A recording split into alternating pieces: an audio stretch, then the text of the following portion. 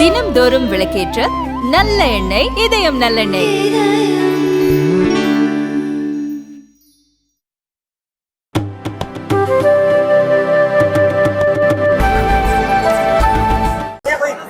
ஒரு சட்டமன்ற தொகுதிகளைச் சேர்ந்த நிர்வாகிகளை சந்தித்து தேர்தல் பணியை விரைந்து செய்திடுவதற்காக அவர்களை எல்லாம் சந்தித்து இந்த கூட்டத்தில் சந்திப்பதற்காக இந்த கூட்டம் ஏற்பாடு செய்யப்பட்டது.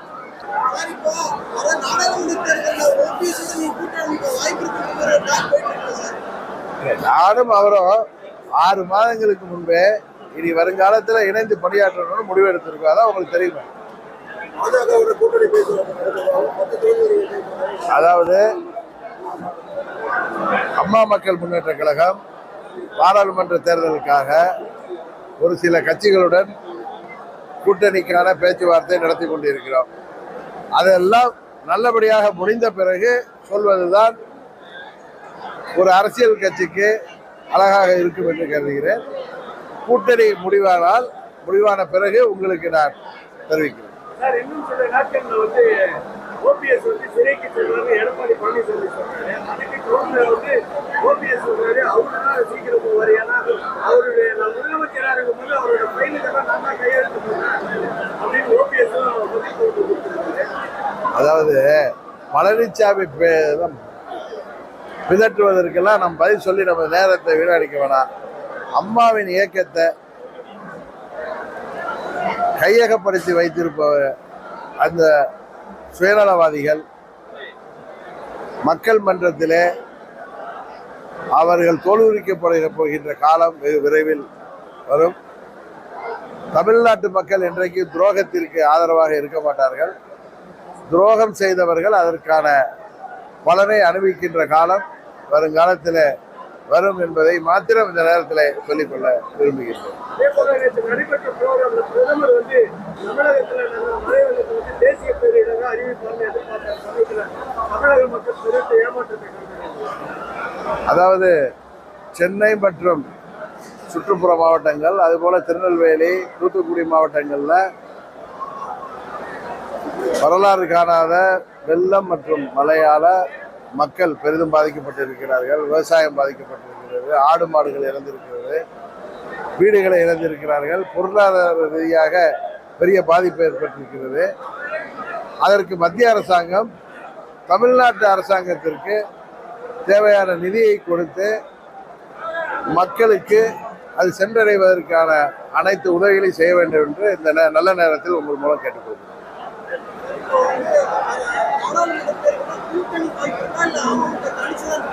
அதாவது ஒரு சில கட்சிகளுடன் நாங்கள் கூட்டணிக்காக பேச்சுவார்த்தை நடத்தி கொண்டிருப்பது உண்மைதான். அதெல்லாம் முடிவுக்கு வந்த பிறகு சொல்கிறேன்.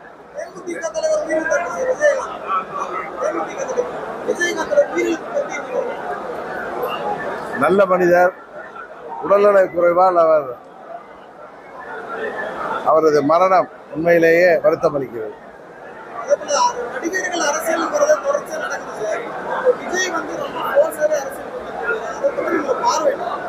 ஜனநாயக நாட்டில் யார் வேண்டுமானாலும் அரசியலுக்கு வரலாம். அதை ஏற்றுக்கொள்வது கொள்ளாததும் மக்கள் கையில் தான் இருக்கு. அதை பற்றி நாம் கருத்து சொல்ல வேண்டிய அவசியம்.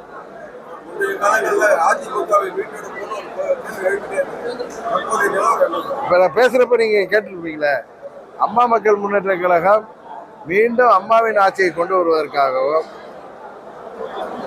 தீயவர்களிடமிருந்து அம்மாவின் இயக்கத்தை மீட்டெடுப்பதற்காக உருவாக்கப்பட்ட இயக்கம். எங்கள் அந்த கொள்கையிலிருந்து, லட்சியத்திலிருந்து நாங்கள் என்றைக்கும் பின்வாங்க மாட்டோம். பார்க்குறீங்க, 2 பொதுத் தேர்தல்கள் எங்களால் வெற்றி பெற முடியவில்லை என்றாலும் எவ்வளவு ஆர்வமாக சிறப்பாக இந்த தொகுதியிலிருந்து நிர்வாகிகள் வந்திருக்கிறார்கள் என்பது தெரியும். இதெல்லாம் காசுக்காக வந்த கூட்டம் இல்லை.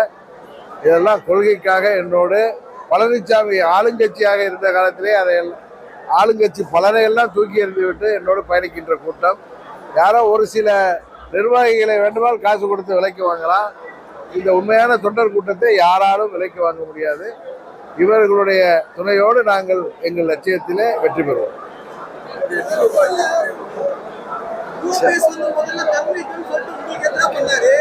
எடப்பாடி